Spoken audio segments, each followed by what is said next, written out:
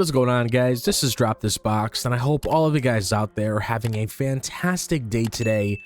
And today we're going to be talking about Pokemon BDSP, and I kind of wanted to save this video for next week because I already put out a Pokemon video yesterday, so I didn't want to oversaturate the week with 2 Pokemon videos.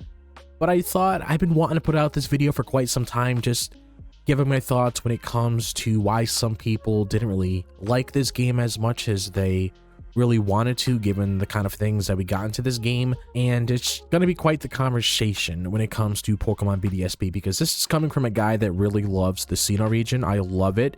It's my favorite region within the Pokemon franchise. Pokemon Platinum is my favorite game. I even made a video a couple months ago, probably like sometime in the summer, I believe. I can't really remember on the top of my head. I definitely do need to go over this because it has been quite the topic that I've been wanting to discuss on the channel for a while. So let's just dive right into that. So one of the biggest complaints people had with Pokemon BDSP was that it didn't bring many meaningful improvements to the original Diamond and Pearl. Because when Game Freak originally announced the remakes, fans expected modern updates, expanded content, or at least some fresh mechanics to breathe new life into the Sinnoh experience.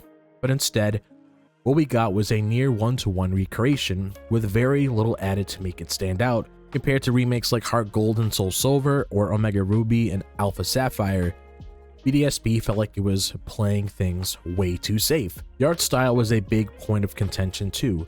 While some people didn't mind the chibi-style characters, others felt like it looked a little too simplistic and lacked the polish expected from a modern Pokemon game. Instead of giving us a more dynamic, refreshed look, BDSP leaned heavily on nostalgia without really upgrading anything in a way that made it feel exciting.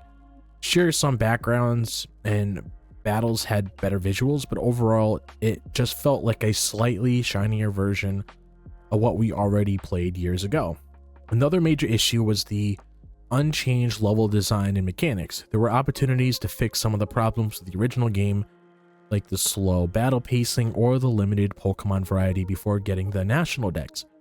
But instead of making adjustments to smooth things out, BDSP stuck to the old formula, even the frustrating ones, without much effort to improve them. The Grand Underground was a nice addition, but it didn't make up for the feeling that this was just a basic, uninspired remaster. And then there was the missed opportunity to bring in features from Platinum. The enhanced version of Diamond and Pearl Platinum improved the pacing, expanded the story, and had a better regional dex. But BDSP ignored most of the upgrades, and a lot of people were hoping BDSP would be the ultimate Sinnoh experience, combining the best of Diamond, Pearl, and Platinum, but instead it felt like a step backward. Another major issue of BDSP was that it wasn't developed by Game Freak. Instead, it was outsourced to ILCA, a studio of little experience making full Pokemon games. While this doesn't automatically mean the game would be bad, it made fans worry that BDSP wouldn't have the same level of polish and attention to detail as other remakes. And unfortunately, that concern turned out to be justified. Because ILCA was tasked with making a faithful remake, they seemed hesitant to change too much.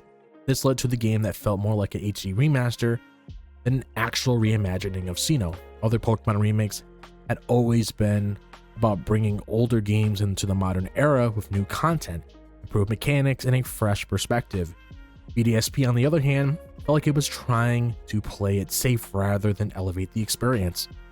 Another issue that resulted from this development choice was the numerous bugs and glitches at launch. BDSP had several problems, from soft locking errors to bizarre visual glitches that made it feel rushed.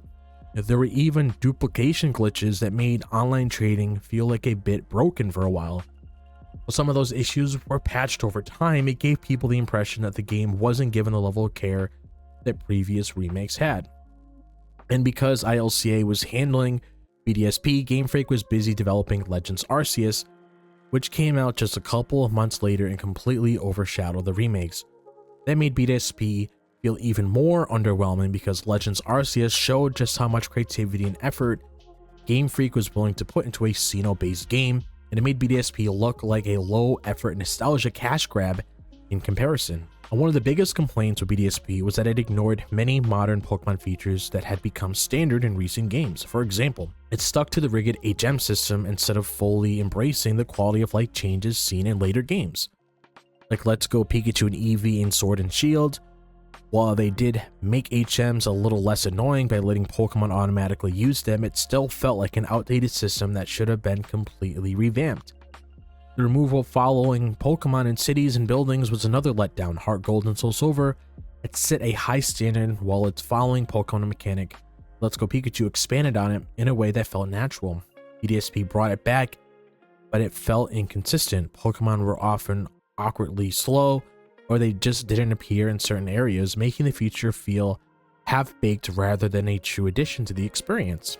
Another thing that felt outdated was the battle system itself. BDSP didn't include Sword and Shield innovations like visible overworld Pokemon or quality of life tweaks to breeding and training. Even the EXP share system, while convenient, wasn't given an option to turn it off, making it frustrating for players who wanted more control over their team's leveling. For a game that came out in 2021, BDSP felt awkwardly stuck in the past, picking and choosing which modern features to include while ignoring others. And then there was a lack of additional post-game content.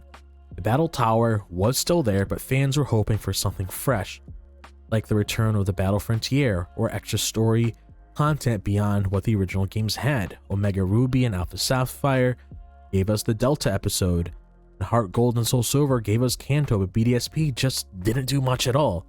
It made the whole game feel like a missed opportunity to make Sinnoh shine in a new way. And another reason BDSP got so much criticism was simply because it came out at a time when Pokemon fans had better options. Like I mentioned earlier, Pokemon Legends Arceus came out shortly after and completely changed how people saw Sinnoh. It reimagined the region in a way that was fresh and exciting, with open world exploration, new mechanics, and a more engaging gameplay loop. Compared to that, BDSP felt like a relic of the past with very little to offer in terms of innovation. Even Sword and Shield, which had its own share of criticism, felt more ambitious than BDSP.